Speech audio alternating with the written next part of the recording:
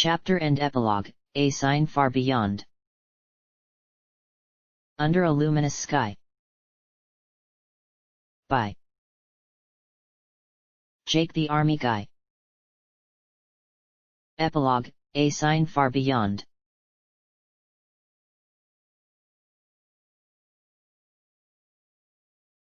Six months later. Agent Bentgrass yawned loudly as he strolled through the breezeways of Canterlot Castle, the sound of his hoof falls reverberating off the pearl-painted walls. He nodded at a passing Pegasus carrying a giant stack of papers, gingerly stepping out of his way. As he walked, he ran his tongue across his teeth, grimacing slightly. Blasted overnight trains. After several more twists and turns, he finally arrived next to a heavy wooden door with the RIS emblem on it. Crossing to the opposite end of the hallway, he checked his reflection in a window. He gently ran a hoof through his styled mane, turning his head slightly to inspect at different angles. Satisfied, he smoothed down his suit, cleared his throat, and opened the door.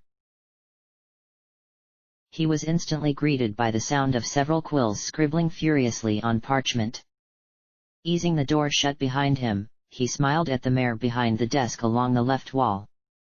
"Mrs. Moonbeam, a pleasure as always." The turquoise unicorn looked up at him, and gave him a tired grin, flicking her head to clear the errant strand of mane across her eye. "Agent Bentgrass. How have you been?" "Apparently nowhere near as busy as you." He gestured towards the 6 quills floating in a turquoise aura above the desk, each writing on separate pieces of scrolls that hung beneath them. "Ha! This is nothing. Wait until I get about 6 more quills in the air, then you can start talking about overworking." Bentgrass opened his mouth, but only a loud yawn came out. "Oh, pardon me. Rough night. Overnight train from Stalingrad. A 2-week operation followed by a summons from the director. I wonder if I should update my life insurance policy." She just smiled at him. "The director is with his grandson, but he's expecting you."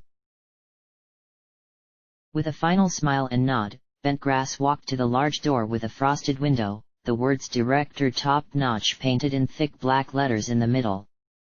He gave a light knock. "Come in." Opening the door, Bentgrass saw the director, greyed mane still impeccably coiffed around his horn, sitting behind his desk. Across from him was a pinto earth pony, wearing a grey military cadet's uniform, his brown mane fashioned into a sharp crew cut. The director smiled. "Ah, Agent Bentgrass. Please, come in." Bentgrass eased the door shut and quickly crossed the office, standing before the desk. "Have you met my grandson Pip?" "Not as of yet." He gently inclined his head towards the young stallion. "A pleasure to finally meet you. Your grandfather speaks very highly of you.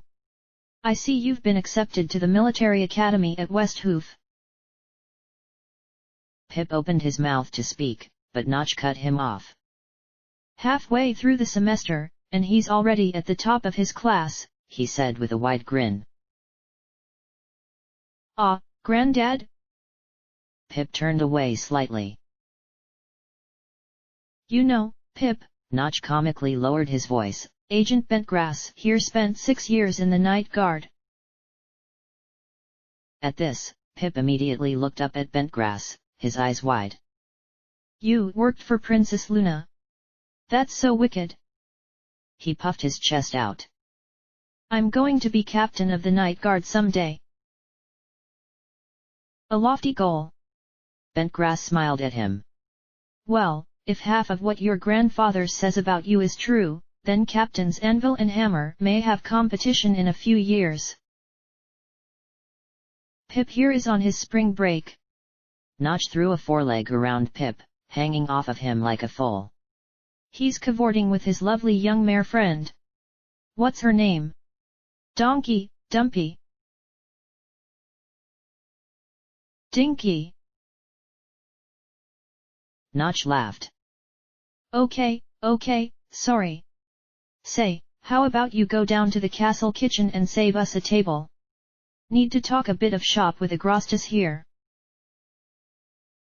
Pip nodded, giggling as Notch ruffled his buzz-cut mane. Sure thing, Grandad. Nice to meet you, Agent Bentgrass. The agent nodded to him as Pip walked through the door. As Pip closed the door behind him, Notch looked up to Bentgrass and gestured to the chair with his hoof. Bentgrass eased himself down as Notch spoke. Now then, Agrostis. I understand you're most likely running on bad coffee and good thoughts, so I'll get right to the point. You remember the Ponyville incident 6 months ago, yes? Bentgrass nodded. It's hard to forget a time when the fate of the world hung in the balance. If I read your report correctly, he said, gesturing to a manila folder on his desk, a great deal of the credit for closing that case goes to Dr. Sparkle. Her contributions cannot be overstated. Were it not for her, things could have gone much worse. And that is exactly the problem. Notch leaned in, resting his elbows on the desk. If nothing else, that case highlighted a serious problem with our organization. We are horribly, dare I say laughably, ill-equipped to deal with cases involving the arcane. Only half of our field agents are unicorns, and of those merely a dozen or so of those have any experience with exotic magics like the ones you faced in Ponyville. Bentgrass arched his eyebrow. Indeed, it seems we are at a bit of a loss. However, I fail to see what this has to do with me. I'm getting there. It was with these facts that I approached their majesties with a proposal. He stood, his tired bones creaking quietly as he crossed the room to open a large filing cabinet. In a nutshell, we are greatly swelling the ranks of Division 6, with the expressed purpose of stacking the field with agents who are well versed in forbidden magics. Bentgrass nodded slowly as Notch pulled another plain manila folder from the cabinet. I see. So, I assume that we are pulling unicorns from the War Department, yes? No. Notch eased himself back into his chair. A brief chat with General Armour nixed that idea. It seems that combat magic is falling out of favor with the young. He can't spare the mages without compromising national defense. Well, then where will we be procuring unicorns well versed in obscure magic? He let out a quiet laugh. Surely not academia. Notch laughed. Of course not. I'd not send you into a hostile situation with some aging bookworm. Bentgrass tilted his head slightly. Well, then his eyes widened as it dawned on him. Oh, no, Director, that is a very bad idea. Notch raised his hoof. Now, I understand your hesitation, and let me assuage your fear by saying no, they will not be official agents, only probationary. Probationary? Yes. The program started a few months ago. We sent out letters requesting the aid to some of Equestria's foremost experts on dark and forbidden magic. All of them young, in fine physical condition, with a bright head on their shoulders. They will all be assigned a supervisory agent and sent out on random cases, just to test them out. If the agent feels they have what it takes, then the offer will be extended to become an official agent. Bentgrass studied him for a minute before nodding. I assume that you wish me to be one of these supervisory agents. Notch smiled. The first actually. He floated the manila folder to Bentgrass, who plucked it from the air. And here's your case. There's a rather cheeky pony, down in Manhattan doing very naughty things. Local police are flummoxed, and the bodies are starting to pile up. He nodded towards the folder. Everything you need to know is in the file. I want you two on the next train.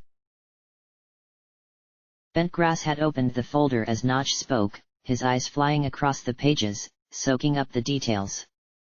After a few moments, he looked back up. Director, if I may, this seems to be a rather serious case. I'm not sure guiding some pony around by the hoof is going to expedite things. Besides, is a serial killer really the best way to introduce a civilian to what we do? Notch smiled. Trial by fire, as they say. Director, I really would prefer. This is not a request, Agent Bentgrass. Silence for a beat, then Bentgrass sighed and slumped his shoulders, though a small smile played on his lips.